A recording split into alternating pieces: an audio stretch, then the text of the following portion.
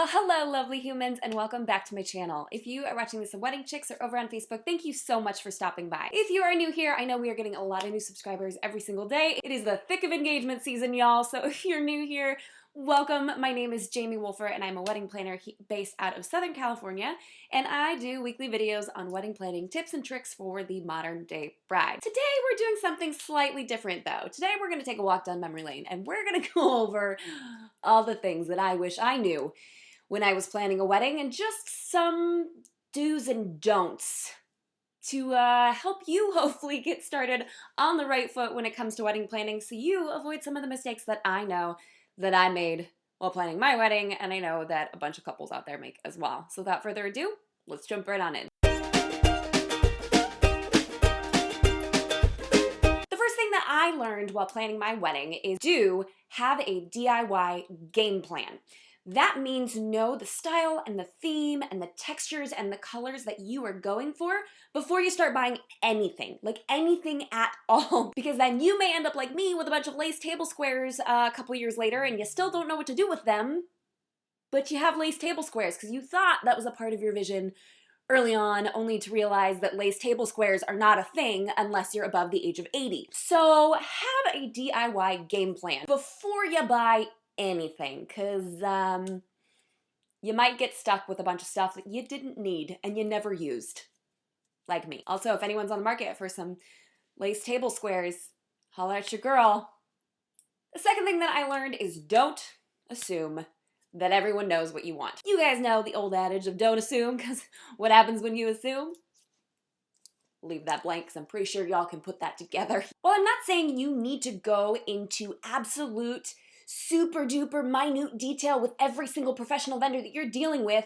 It does mean that you will need to cover things that you may consider to be basic. You may assume that an engagement photo shoot is included in your package with your photographer, and your photographer may never offer engagement shoots as a part of their packages, and they're always an add-on. So don't assume those things. If they're important to you, take the time to chat through those details. Let's see, what did I assume at my event? I assumed that my caterer would be able to feed all of my guests in a timely manner, so I just never talked about it. Little did I know, it ended up taking a lot longer than I anticipated to get all of the guests through the line. So while we had a fantastic caterer and I totally loved their food and the service they provided, I assumed that it would be a quick service, and it wasn't. It ended up being a lot longer than we anticipated, or than I put in my original time frame. That's what I assumed, and it didn't go horribly, but it didn't go the way I had it pictured in my mind. So go over the details that are the most important to you. For me, the timeliness of my event was extremely important, and making sure everything ran really smoothly was very important, and I didn't go over some of those details with some of the key vendors that mattered. I went over it with the DJ, with the photographer, but I didn't talk to my caterer about it, and that strongly affected how our evening went. Number 3, do think through absolutely everything. This one's a lot, I know. There are things that I didn't think through for my event. I'd like to say that I planned the most bomb diggity wedding ever, but if you've been around on this channel for a while, then you know that I made a bunch of mistakes when planning my own wedding, and that's part of the reason why I made this channel and why I started my business, is because I don't want other people to make the same mistakes I did. So, while it was bomb diggity in some respects, it was really, really lacking in other areas, and one of those was because I didn't think through all of the elements that I would need because I DIY'd so much. Sure, I had a setup crew, I had a teardown crew.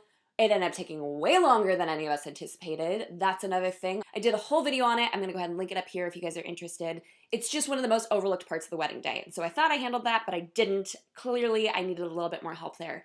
But one of the things that I did not think through was who was gonna bless my tables. This is another reason why this is a point that I always bring up if we're ever talking about catering or food services. Who's going to clean up and who's gonna bless your tables? My bridal party, instead of joining me on the dance floor, looked around at all of the messy tables and were like, shoot, we need to go pick that up because we don't want Jamie and Elias to be dealing with this at the end of the night. And while I love them for that, and I'm so grateful that they just like jumped up and did it and handled it, it made me realize in hindsight, oh my goodness, like I DIY'd stuff and I thought that everything would be okay because I assumed that everyone knew what I wanted, but I didn't think through all of the details. So if you're DIYing your own catering, make sure bussing tables is taken care of, make sure table setup is taken care of, all of those sorts of things. It's almost like that thing that I think we did in middle school where our teachers made us, bear with me, okay? Memory lane a little bit. They made us write down a step-by-step list of how to make a peanut butter and jelly sandwich. And you'd think that it would just be like, well, that's really simple. Like, you just open the peanut butter and open the jelly and put it on the bread and smush it together and you have a peanut butter jelly sandwich. No, you walk to the pantry, you open the pantry door, you grab the jar of peanut butter, you grab the jar of jelly, you walk them back to the counter, you unscrew the peanut butter, you get a butter knife out of the drawer. You get where I'm going with this, where you almost have to like break down every single little detail that might go into the element that you are DIYing. Who's setting it up? Who's tearing it down? If you are doing a DIY photo booth, do you have pens and tape for your photos to go into your scrapbook? Do you have appropriate lighting? Just so much. So if you are DIYing anything, pull yourself back from it and think through every single little step that potentially could go into it. And right now, I know half of you are like, oh my gosh, Jamie, like, thanks for the panic attack on a Tuesday. I wasn't anticipating that. Rude. And I don't say it to scare you, but I just say it to prepare you. It's doable. You can DIY your pretty little fingers off, I promise. Just take a step back and make sure you're covering all of the details that need to be taken care of. Number 4, don't expect to know what you are doing. Guys, this is most likely the first time you've ever planned an event of this magnitude. This is huge. This is not a birthday party. This is not a Sweet 16. This is not going to Vegas for your 21st birthday. This is 75 to 300 people coming to eat a meal at a well-orchestrated event that you are in charge of planning, and you still have to look like a normal person and not crazy on that day. This is not normal. You are not used to this. Give yourself some grace and make sure you take the time to do your research. If you're here watching videos on this channel, then you're taking a step in the right direction. You're educating yourself on the business and learning as much as you can about wedding planning so you can do it as masterfully as possible. So congratulations, you're already taking steps in the right direction. Other places you can research would be like wedding blogs, like Wedding Chicks or The Knot. Pinterest has great resources as well. Don't expect to know what you're doing and give yourself time to learn a lot about the industry so you could be as prepared as possible. I know that I would beat myself up because I didn't know the standard cost of a wedding photographer in my area. And then I would panic because I would think, oh my gosh, what if I'm signing the wrong contract? And what if I am spending too much money on this person, not enough money on this person, then the photos are gonna suck, and what am I gonna do? And blah. Give yourself grace in those moments to realize that you don't know what you're doing and you're not supposed to. With that in mind, number 5, do surround yourself with supportive people. Because, homegirl, you're gonna need it. You are going to need some people to talk to. Whether that's your mom, your aunt, your best friend, your fiance, or a Facebook group, you're gonna need to turn to somebody to bounce ideas off of and to talk you off of the wedding crazy ledge that every single bride and groom reaches when planning an event of this magnitude. You don't know what you're doing. So if you can, make sure to surround yourself with people who you can just word vomit on whenever you need to. There's this phase that everyone hits 4 to 6 weeks out from their event where everyone goes, why didn't we elope? Why did we plan a wedding? Why did we spend all of this money? I am stressed out of my noodle and I don't want to be doing this anymore. This is stupid. And it's usually 4 to 6 weeks out that those feelings kind of get started, where all of the last minute details are swirling and twirling and doing all the whirling in your head. And you need somebody to talk to about that. And you need a safe space to go to just be like, this is stupid. Why am I doing this? And for a long time while planning my wedding, because I knew I wanted to break into this industry, I thought I have to remain strong and not freak out, because then it's gonna seem like I don't know what I'm doing. I didn't know what I was doing. It was brand new to me, and that's okay. Guys, be sure to surround yourself with someone who's supportive. Speaking of which, I am loving things that are happening in the comment section. These last few videos, y'all are answering each other's questions. We are developing a community here. I just think it's so stinking precious.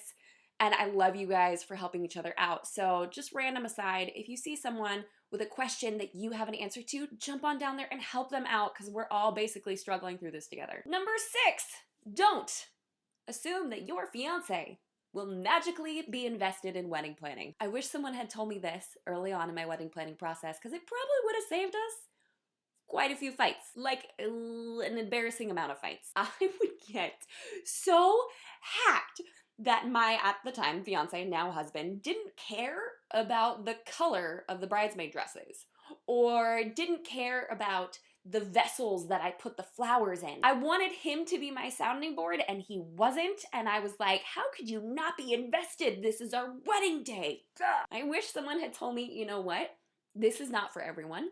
This is not something that excites everyone, and your man, Elias, is one of those people who doesn't give a flying fart in space about what your invitations are made out of. He doesn't. He just wants to marry you, so take a chill pill. And don't expect him to magically be invested. So learn from my mistake. Don't expect your future spouse to automatically fall in love with the wedding planning process. Just like you don't know what you're doing, neither do they. And guess what? They may not care. So try not to rake them over the coals about it, because wedding planning is stressful enough as is. You need to give yourself some grace, and you need to give your future spouse some grace too. Haha. Things that I wish I learned. Number 7. I know there's gonna be some people who disagree with me, and that's okay.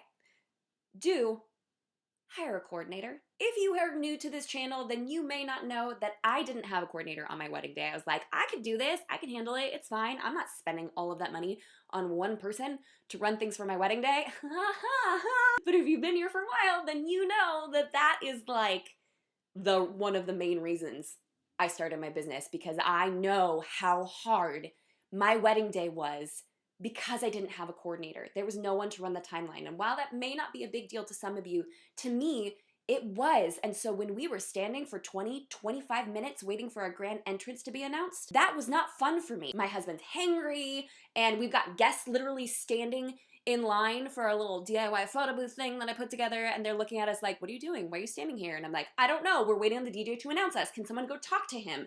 And then they found my mom, and my mom came over, and then I thought the photographer was gonna let the DJ know, and we're just standing there for close to a half an hour waiting to be announced. Setup didn't go to plan. Teardown didn't go to plan. The event timeline didn't go to plan, and I was stressed out of my mind. Y'all, this may be what I do for a living, and obviously I'm really passionate about it, but I remember those feelings of just being like, this is out of my control. How can I fix this? I want this event to be going better, and it's not, and this is torturous, and I hate this. Someone come help me. And there was no one there.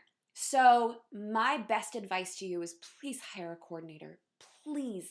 If you need to see any other content about why you should hire a coordinator or things of that nature, I will link as many videos as I think I can in the description box below of all the reasons why you should hire one. But I will tell you that my husband says if he went back and did anything differently for our wedding day, it would be to hire a coordinator. And this man, although it's my profession, doesn't really care about wedding planning, didn't care about our wedding planning process, like is invested in me and my job and my business, but like wedding planning as a whole isn't very fascinating to him, which is fine because he works in construction and that's not really fascinating to me either. But the one thing he would change is he said that we should have hired a day of coordinator, because it was, for me, craziness and madness, and I was stressed and I didn't like it. So if you are any bit like me, please hire someone.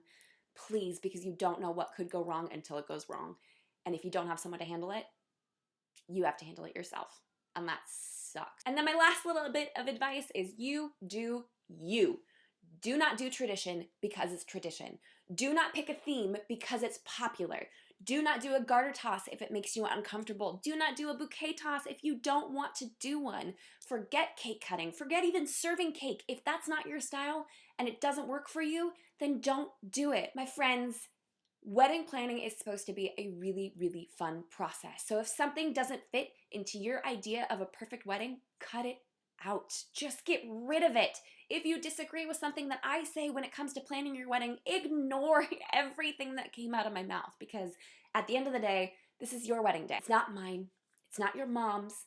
It's not your mother-in-law's. It's not your best friend's. It's not anyone else's but yours. And I promise you, you will walk away with even more fond memories because you stuck to your guns and you did the things that you wanted to do. So that's all we have for today, folks. Thank you so much for stopping by. We're gonna do a little something here at the end. I want you guys to jump into the comments below, and I want you to tell me what some of your biggest wedding stressors have been throughout this process, because your insight for me is super valuable as I'm developing more videos and as we're planning for the rest of 2019. And that really does inspire me. While it's kind of a weird thing, I like to hear what stresses you guys out so I can help you fix it. So if you can, jump in the comments below, leave your top 3 wedding stressors there, all right? Top 3. Don't panic about it. And if you don't want to talk about stressful stuff, tell me your engagement story instead. right? Okay, cool. Or both. Tell me both if you feel like that. If you haven't done so already, like this video, subscribe to this channel for more tips and tricks for the modern day bride. As always, a huge shout out to my gal pals over at Wedding Chicks for hosting this week's video. And until next week, bye guys. Oh, and if you are new here or if you are old here, whatever it happens to be, if you guys haven't checked out my second channel, please go do so. It's more lifestyle, house, mom, fun, plants stuff, and it's also where I have done a behind the scenes wedding video, which I know a lot of you might be interested in. I'm gonna go ahead and link that here and give that a view if you guys are interested, because it's really fun to be shown some behind the scenes stuff. Okay, bye.